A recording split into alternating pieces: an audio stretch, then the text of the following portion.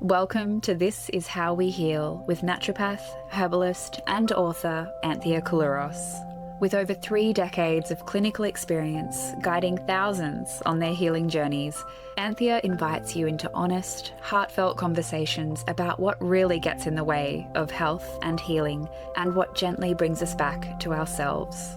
If you're sick and tired of feeling sick and tired, overwhelmed by wellness noise, or just yearning to feel like yourself again, you're in the right place. This podcast is for anyone feeling burnt out, lost in a sea of symptoms, or simply longing for a deeper connection to their health, their body, and their truth.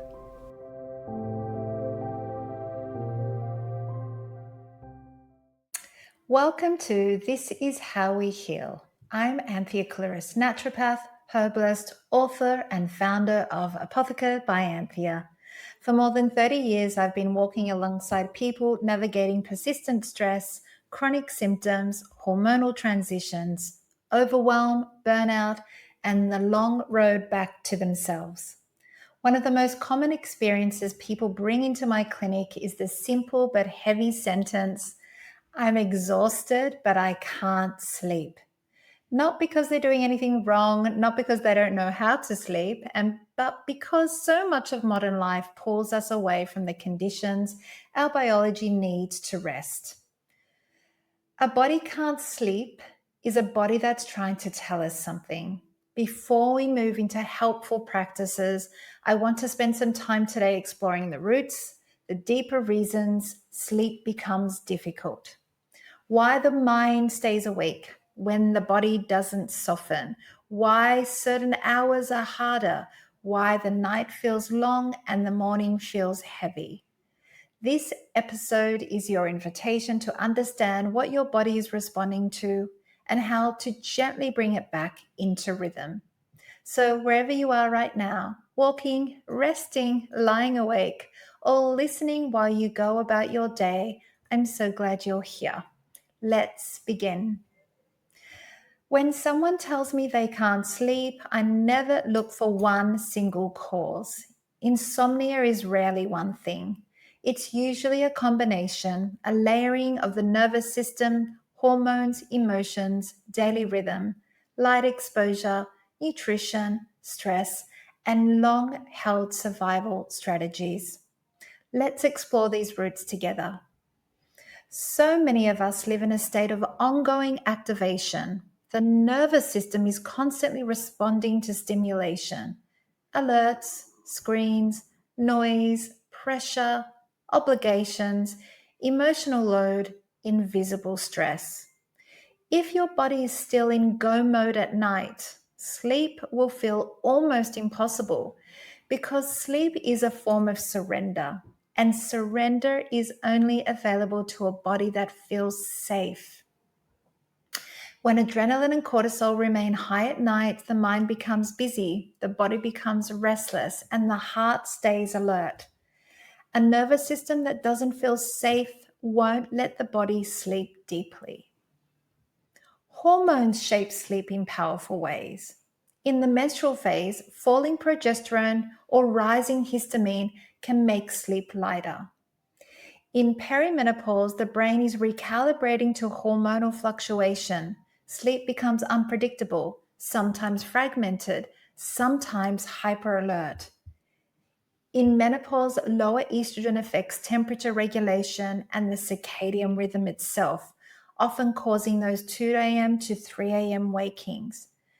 This doesn't mean there's anything wrong with you. It simply means your hormones are speaking, and the brain does adapt. The season isn't forever.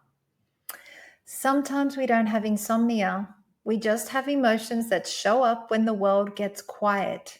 Grief, resentment, worry, unspoken needs, overwhelm, loneliness, old stories, pressure, and thoughts we didn't have space to feel during the day. So when the lights go out, the inner world becomes louder. And many people stay awake not because they can't sleep, but because something inside them needs to be witnessed. Our internal clock relies on rhythm. Morning light, regular meal times, consistent sleep-wake cycles, darkness in the evening, reduced stimulation, temperature changes, and predictable routine. Most people are living against their biology. Late night screens, bright lights, irregular bedtimes, erratic mornings, scrolling in bed, working through exhaustion. When the circadian rhythm is misaligned, melatonin doesn't rise when it should, and sleep becomes light, disrupted, or delayed. Our phones are not passive devices, they are stimulants. Scrolling at night activates the visual cortex, triggers dopamine release, and keeps the mind alert even when the body is tired. Screens tell the brain it's daytime. If your brain thinks it's daytime, it cannot enter the deep wave phases needed to repair and restore you.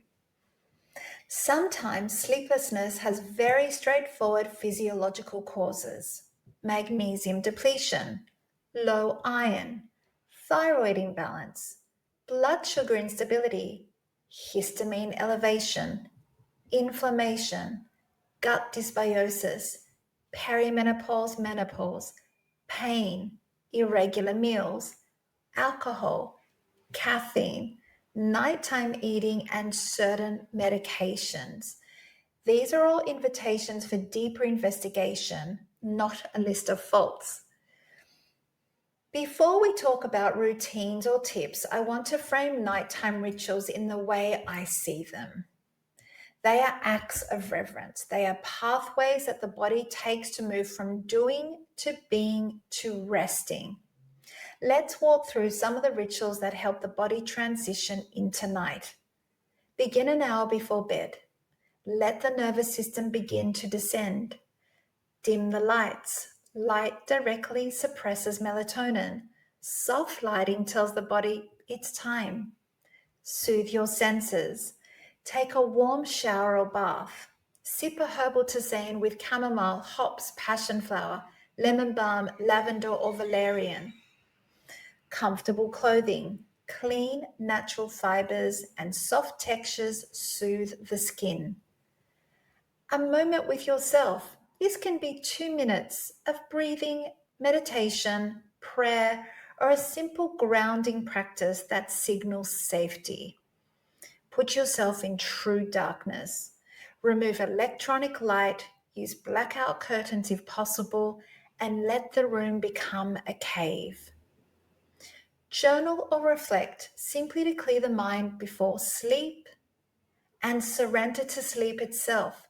Sleep arrives when the body feels allowed but not pushed. Now that we've explored the roots, let's talk about some support. We want to aim for 7 to 9 hours of actual sleep. This usually requires 8 to 9.5 hours of time in bed. Consider magnesium glycinate, which supports melatonin, nervous system regulation, and muscle relaxation. Consider herbal support. Ask your herbalist or naturopath for a tonic or a tincture or a tea blend with chamomile and lavender, hops, passion flower, lavender, valerian, to name some. Limit caffeine after midday. Avoid alcohol before bed. Meditate. A few minutes of daily practice changes the architecture of sleep. Keep a consistent sleep schedule and sleep in a cool room.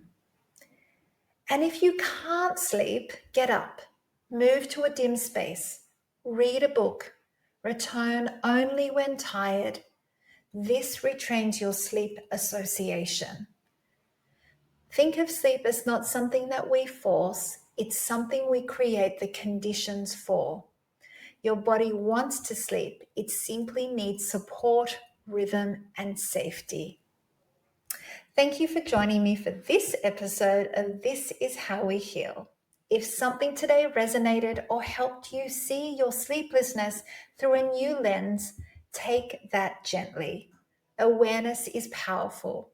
When we understand the why behind our wakefulness, we stop fighting the body and start listening to it. If you'd like deeper guidance, you can book into a consultation with us or join our community, our membership called Staying Healthy Together Club. So until next time, may your evening soften, may your nervous system find steadiness, may sleep return naturally, not as an achievement, but as a quiet exhale when the body finally feels safe enough to rest. If this episode spoke to you, your healing journey doesn't have to end here. Join Anthea in her dedicated online community, the Staying Healthy Together Club, a space for real conversations and holistic health education with trusted resources. We'd love to see you there.